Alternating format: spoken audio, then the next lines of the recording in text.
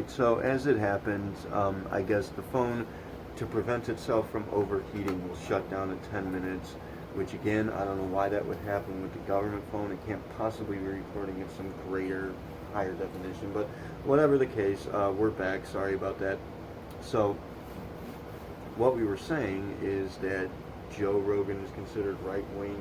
No, he's not considered right-wing. He's people, angry extremists, call him right-wing in their fits of, anger or whatever, just because he has an open dialogue with people that are right-wing conservative types of people, which I think is important. Why would you shut down open dialogue? And that's kind of the point. That's the point. What we're That's talking speaking about. directly Yeah, to the exactly. issue at hand. To shut down open dialogue, it says that the marketplace of ideas is dumb. Nobody should be able to say anything that you don't agree with, and it's super weird. It's a dumb way to suss out problems and resolve any kind of conflict if you just censor whoever it is that you don't agree with. So yeah, he has Alex Jones on to talk to him and different people.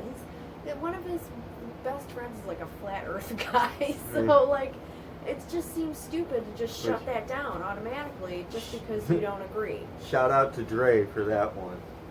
Just because you don't agree. So people mistakenly call him like right wing, and I think that happens a lot. I think that people it's a matter of association. Exactly. You depending on who you talk to and who you're related to. The 6 degrees of Kevin Bacon doesn't mean that I'm freaking Kevin Bacon. You know what I mean? Like, that's crazy. And I think that people get angry and they just jump to conclusions. Basically, is what I think is happening there. Which is interesting though, because I once saw this video years ago that kind of demonstrated and jumped into the fact that the political parties in our nation have kind of like flipped. It's like a polar shift in the last like few decades, where way back when something that would be considered super conservative is now, where certain issues have just completely flip-flopped, which I've always thought was fascinating. Yeah, it is also generation to generation. And that speaks to the racism issue that we were talking about, wherein like, in order to fight back against the racism, I didn't even explain it. So if you see these black bars, it's because we're recording on a lower resolution so that we have more time. So the racism issue, where in order to balance out, the conflict of interest regarding black people in general, to make it fair for black people, we're now racist against white people. But we still have this idea that people are being racist against black people, what you call out white privilege, wherein now we're shifting that to another group, which is ridiculous.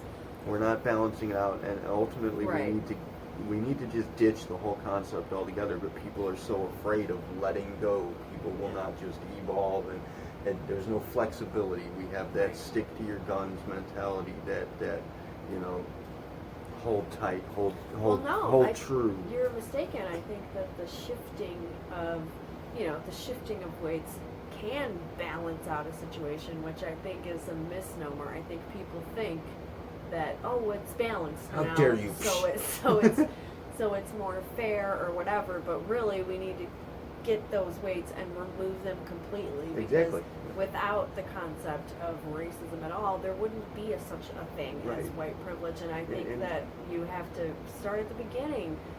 Work on fighting. It doesn't really the exist. Actual racism itself. It's not real. It absolutely is. Ultimate reality. We're labeling it. We have a prejudice in play that we're putting into play. The actual values of it, it's not real. Like, racism is not really. What do you mean? I mean, racism is something that we're inventing. Something where it's a masquerade that we're putting up. Where obviously we have equality of peoples. We're equal. I don't know. To a certain extent, yeah. No. We do still discriminate. There has to be Okay, I take that. room for nuance here. We're Yeah. talking about certain individuals who actually see themselves as superior, which is a fucking sickness. It's awful. Exactly. Yeah, It's I'll terrible. take that back. It exists What for I think sure, but you're referring to is the fake ass diversity. How these, like Yeah. last month was Pride Month or whatever, and so you've got these giant companies, Walmart and whoever, putting up these posters that are like, yeah, rainbows and stuff, and they don't give a fucking shit. They just want to make money. It's the CEO and their marketing advisors saying, oh, well, if you put a rainbow on your poster, then you'll get more gay people Right. buying your But products. see, Like it's fake ass diversity. that's It's what ridiculous. the actual racist factor is. Like when I say it's not real, I'm saying that we're not even seeing that that's what the actual racism is. Where we speak to white privilege, what we're doing is discriminating against white people on behalf of black people who are In still going to certain complain that they're being circumstances, yes. discriminated against, but we have this false diversity in play, and that false diversity is racism. It's like where I spoke to Idris Elba playing 007.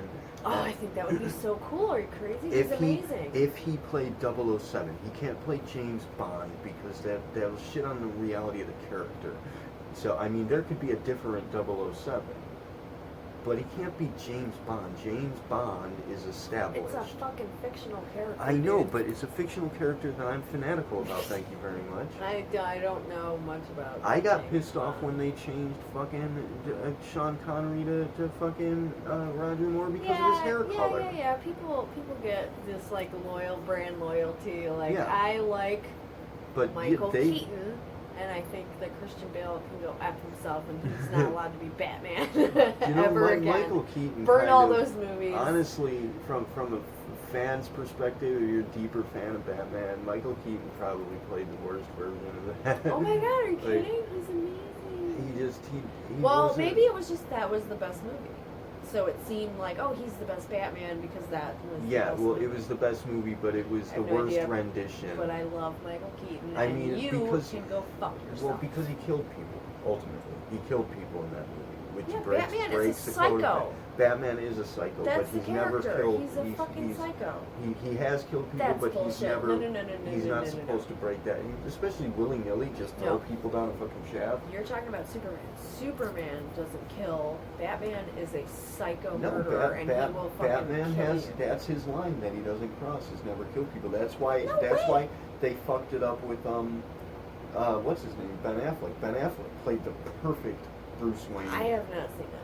He played the perfect Bruce Wayne. He is perfect for the role, just like Henry I don't Cavill mind is Ben perfect Affleck for Superman. being Batman. That's He fine. was the and I was so psyched about that because he is the perfect Batman Bruce totally Wayne. kills people. But he goes around killing people. No, Batman doesn't kill people. Batman does kill people. See, early on, and we're driving off into a tangent, but early on when they first started Batman, the comics, he killed people, and people complained about it, and the writers said, well, maybe Well, we should give him this line he doesn't cross, That's and that's what when they made ruined him. Walking Dead was people complaining after the whole when Negan. Right, critics fuck everything up, That's man. ridiculous. You got like these pearl clutching soccer moms that are like, oh my god, Walking Dead is too violent. Like, you don't watch it. What the fuck do you care? Yeah. But a kid might see it. I don't. I think ultimately with The Walking Dead, they just They went didn't even show overboard it. with the grotesquity. No, that's Like the point, man. That is the point, I know, but it was like Read the comic books. It became just a niche for the show. Like we're just gonna do something. We're gonna top our last most grotesque scene, and then they started killing off characters that everybody Well, wanted to keep. They have the and- best special effects people working on that show. Greg Nicotero is a genius. I'm not gonna And speak if you to that have because I somebody didn't really that's like able it. to recreate and make these realistic, these super realistic looking, gory scenes, he Yeah. can pull that off. Right. And you might as well utilize that. That's a Of course. fantastic use of his talent. That's awesome. I didn't like it, and it was depressing for me, I guess. And I didn't really get along with The Walking Dead so well. I did watch The Fear of the Walking Dead for a little while, and I kind of related to that more because of the drug addict kid with the Yeah, girlfriend. but then and- he disappeared, Yeah. right? I don't know. I know. I only watched a bit of it. I liked it though. All the characters are totally different now. Like, that's not like The Walking Dead where they follow the same characters. They just constantly recycle That's cool. people. Well, what do you have barely enough time to identify? Okay, anyways. All right, yes. so Sorry. we're going to start this clip off for a minute here and he's going to explain the context of the scenario in which he was beaten by anti-fascists who are shutting him down. For writing articles. Who are claiming they're against fascism, but they're being fascist. So, I haven't read any of his articles, so I'm not sure if he's a dick or not. it could or very what. well be a certain specific commentary Maybe that he's he a has. dick. I have no idea, but it does seem extreme to give someone a brain hemorrhage just because you think they're a dick. Yeah, it's extreme to give somebody a brain hemorrhage. We don't, speaking from the perspective of spotters in the initiative, we do not fight hatred with hatred. And we're only going to fight violence with violence in the case that it is actually that we're being threatened. Yeah. It's self-defense or the defense of others. I would gladly put you down for good if you threaten Sweetie Cheeks, but if you're just talking shit about me, I'm not going to hurt you for it, you know? Well, I hope that they can hear this coming through. Boy, Alright. seems like a whole lot of do about nothing. Flag waving and... Can I set the context Please. for the city of Portland? It's a mess. You have listeners and viewers all over the world. So Portland, Oregon is a extremely progressive city in the Pacific Northwest of the U.S. And I call it a political monoculture because really it's not just... You're more likely to find open socialists there than you would find like a regular Republican or conservative. And within this sort of echo chamber of just leftist politics, it's become also a hotbed for far left militancy. So Rose City Antifa is, you could call it like the local chapter movement of Antifa. It's one of the oldest in the country. It's very large in Portland, and they hold what you could call protests, but they're protests that always devolve into riots where they essentially take over parts of downtown and attack people, attack their ideological opponents, and do it frequently with impunity. I mean, I wasn't the only one attacked that day. There were 2 other people who were bashed on the head and had very severe lacerations to the face and head. You may recall the footage from October of last year when there was an elderly driver who was attacked on the streets. Yeah, they were directing traffic, Exactly. right? And Okay, Elderly so people being attacked. we now have collateral damage from an anti-fascist protest. How does that work? And apparently, did he mention it? I kind of missed a part there because I was like thinking about how fucking sad this is in my mind. But Well, don't get all nihilistic. It's just one problem of I'm the many. last person who's gonna get nihilistic. But so I believe that the mayor of Portland actually what did he sanction these In attacks? a way, I think they go into it a little bit later, but the gist I got was basically he excuse the pun, but he kind of handcuffed the police force from like doing anything about these violent demonstrations, which I think is pretty unusual, but the reasoning Unusual. well, the reasoning behind it was if you, like, this guy's being attacked by, I think he said 6 people just up and attacked him because they recognized him at one of these demonstrations. And basically the cops didn't do anything because they were told that if you go in and break it up and arrest one person, you're just going to freak out this mob and it's going to devolve into an even worse situation, which does kind of make sense. It's But a dynamic environment. what the shit else are cops for? Like, I don't understand what's the point We're just going to allow a riot to occur Right. to prevent a riot? Right, you can't, that's ridiculous. You can't have cops and then tell them that they can't do their jobs. These people know what they've gotten into, they know what job they've applied for and gotten. Like, that's obviously, they're there to do They're there to bring the funk, dude. Let the Yeah. cops do their thing. I mean, that's crazy, right? But we do have these riots occurring with collateral damage, and now these attacks are happening. And Sometimes, what I'd like to make a note is a correlation to what we're trying to get at with the transgender community. I don't know of trans people gathering in protest and attacking people yet, not that but I'm aware of. that's something that I'm not going to say.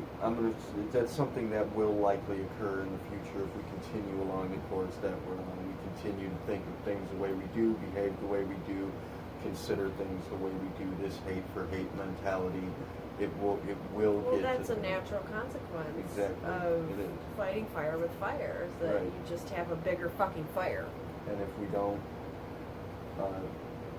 course correct, it's going to come to that. And now, what can erupt from that is much worse. And again, we do have sabotage factors in play that are trying to lean it the other way and have people outright attacking and brutalizing transgender people. Well, yeah, and there's totally, like, when these demonstrations occur, no matter what the subject matter or issue, there are times when freaking spies, if you will, have been sent in to Right. start violence and incite crowds they're- for the very purpose of getting blame set on one side or another when Right. everything finally comes Yeah, calms privatized down. trollers. Exactly, Yeah. and so that also has happened, I think, and I feel like that would be an easy thing to do, It is.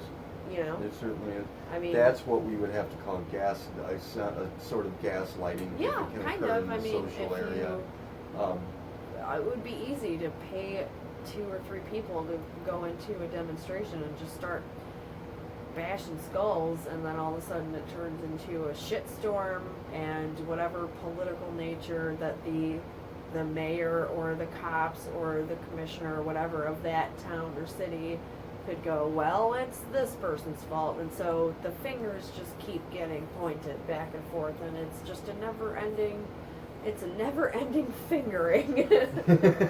Just fingering back and forth, and it seems so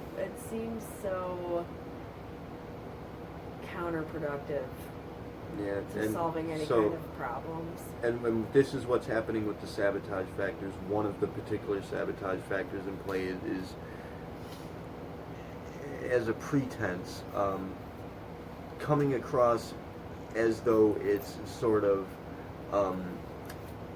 I'd say, supporting or promoting even the transgender movement, but it's really behind the scenes on the values in play. It's attempting to incite violence towards the transgender community.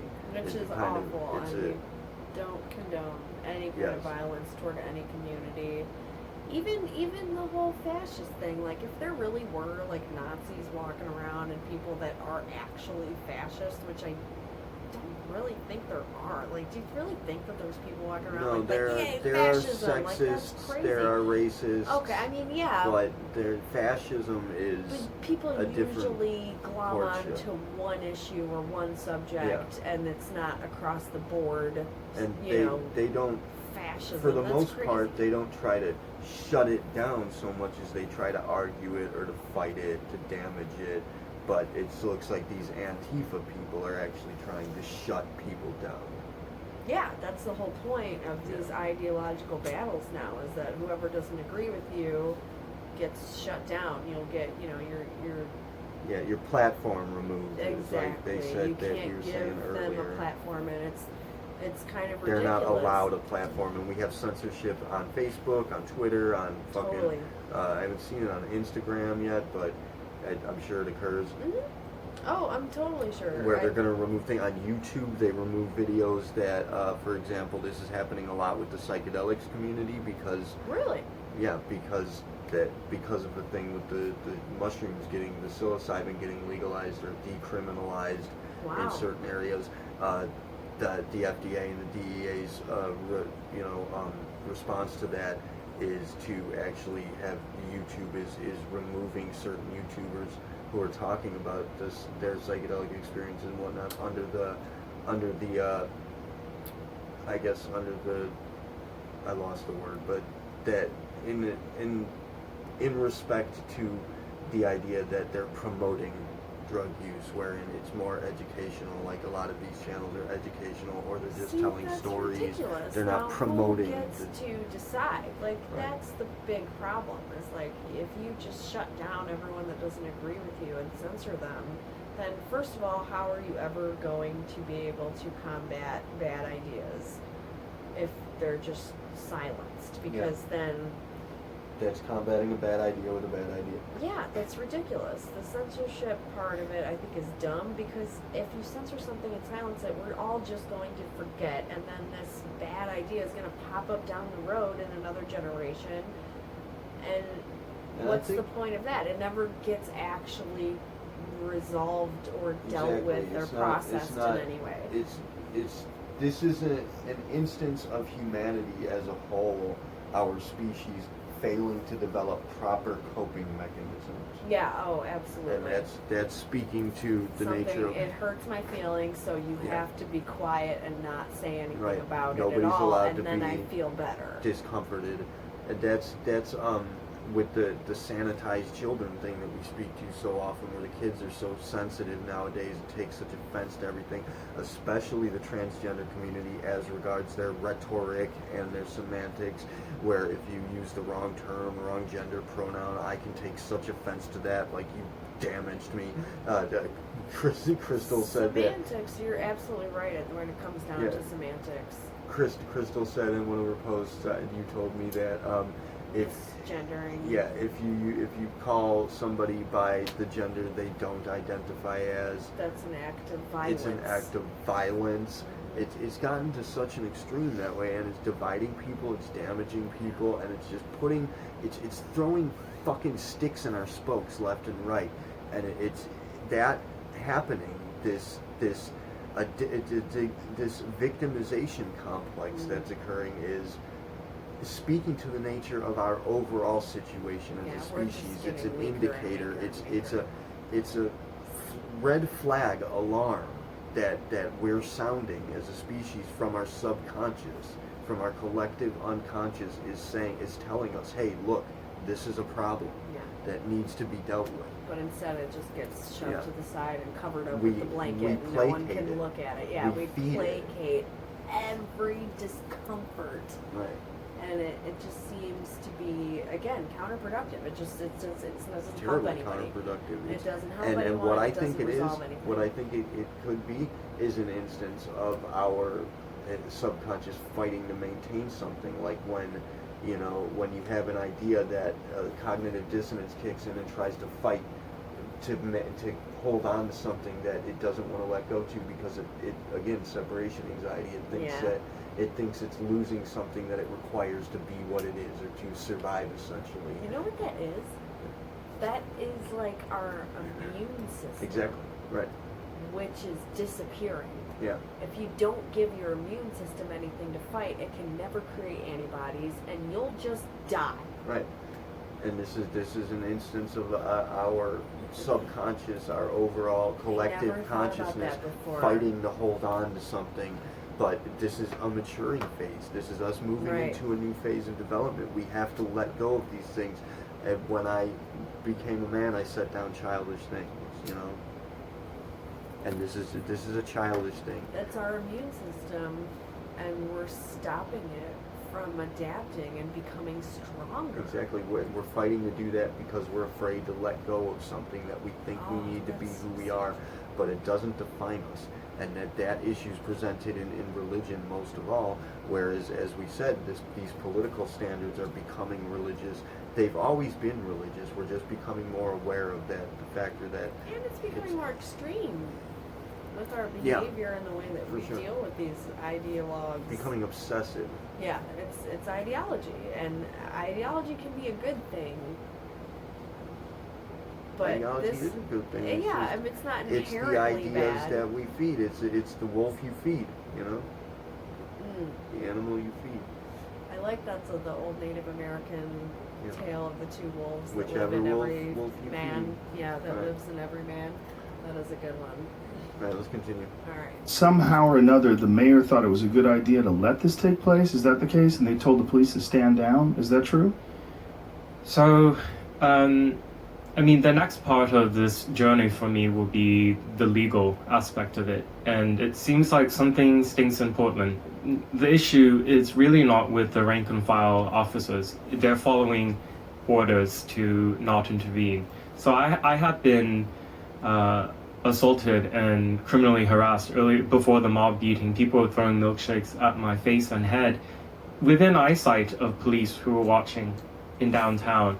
Very mature. And both of these were reported, and the answer that I heard that day, as I've heard many times before when I've been assaulted by Antifa, is that we will not question, approach, or detain the suspect because this could incite the crowd. Okay, so this is why this has exacerbated, or this is why this has become such a big deal in Portland, because of this attitude, because Portland seems to be the hotbed right now for this kind of stuff. Is that fair to say? I think it is.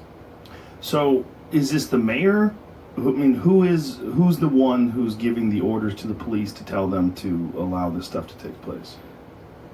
Well, I'm crowdfunding for the legal fund right now, and we are going to hold accountable whoever is responsible for dereliction of duty, where the evidence leads us. So Portland has an odd governance system in that the mayor, who is up for re-election, by the way, is also the police commissioner. So, Oh wow! yeah. How does that work? It was an old system that I inherited, and it just never changed. From the Wild West? Like, that sounds ridiculous. Yeah, it is ridiculous. You can see all the political conflicts and then conflicts of interest that Yeah. would arise, right? Yeah, shitload. How did you get involved in this? Like, why? First of all, why were they angry at you? He just explained that in Portland, apparently, the mayor is also the police commissioner. Okay. Yeah, that's what How? Why? that is like a Wild West thing, for sure. But that's two whole different jobs. Yeah, like, how would one person it's- have enough time to do all It's very, of that? it's very ironic that should be the case, considering that Portland is a Portlandia. I always want to call it because Portland is such a progressive area. Yet we have this very old-timey, like, as you said, inherited Yeah, system. that's super weird. Yeah. But I can't imagine that's two whole jobs. Like, how does one person have even enough time to do both of those jobs? That's crazy.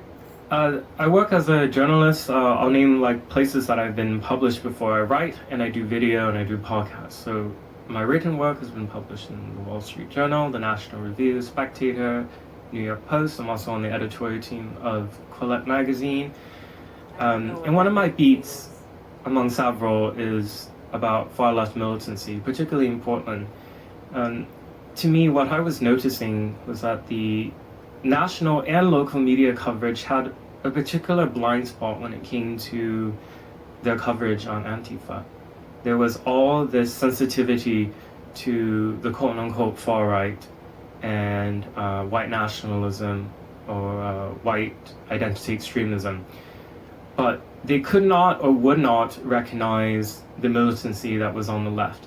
And Portland seemed to be one of the places for ground zero, particularly after 2016. We had very violent rioting in downtown that a segment of the population could not accept the election results in November. And so they did $1 million in damage, setting fires and destroying properties and businesses. And at that time I was a graduate student working at the student paper, and I did a story on that. And I came out to witness, and it this was a major American city, but it felt like I was in Afghanistan or Iraq, just with all these fires and explosions and people running around with bats while masked up. And that was the first time I really became familiar with Antifa, and I took an interest in it. And I saw over and over that the media coverage was basically really sort of whitewashing them, kind of like referring to the... Do you even remember seeing like articles about that after the election? it's almost like it never even, nobody even talked And about it. I didn't know that. Here's this guy A. On one hand, he would be, bringing that to the forefront and showing us this stifled piece of information, this stifled piece of our history. But also, it appears that he was known to have covered something having to do with the Muslim faith. Sorry. It's harder to hear. The Muslim faith and something having to do with it says the punishment for apostasy is death or banishment in Muslim countries, and he spoke to that. He did an article on that some people regard it as being a half-truth. I guess he was it incited a reaction to him having been, he was dismissed and removed from Portland State University newspaper, the Vanguard. So, I mean, I don't know, that could be considered him having been... Wait, what did he say? I guess they're not saying a lot about it. It says that it was something having to do with Muslim countries. Punishment for apostasy is death or banishment, but he paraphrased the Muslim student's remarks. Something that a Muslim student said. It was, I guess, it was his source on this. And so he misquoted somebody. Yeah, Brett, he misquoted. I suppose that could be considered. They said it had considered a half-truth. No, that's a huge stretch to consider that fascist to any degree. Well, yeah, but if you're using sources and misquoting people to imply that they meant something more extreme that they didn't mean, then that's kind of fucked up. And if your job is to write articles for a newspaper and report on things, then that's not doing that. That's Right. kind of... So yeah, again, like we said earlier, this guy could be an asshole. I have no idea. It doesn't seem like he is. It seemed like he just made a mistake there. He was quoted as having said he felt as though he would feel proud for having put this out, but he doesn't. Well, whatever the hell he did, I mean, I still don't think it's appropriate to beat the guy in an angry mob. I mean, No, that's well, crazy. that doesn't become appropriate at any point, no matter what he's doing. If he is not attacking someone physically, damaging him is not an appropriate response. Right. So it said he filmed Antifa protesters insulting an old woman in a wheelchair. Why would people insult an old woman in a wheelchair? Insulting, not assaulting, but... Oh. It's still pretty fucked up. So, I mean, But- that looks like maybe they didn't want him, So if you're sharing doing it? something shitty and somebody films you, you're mad at them Yeah, for filming? but Like, not mad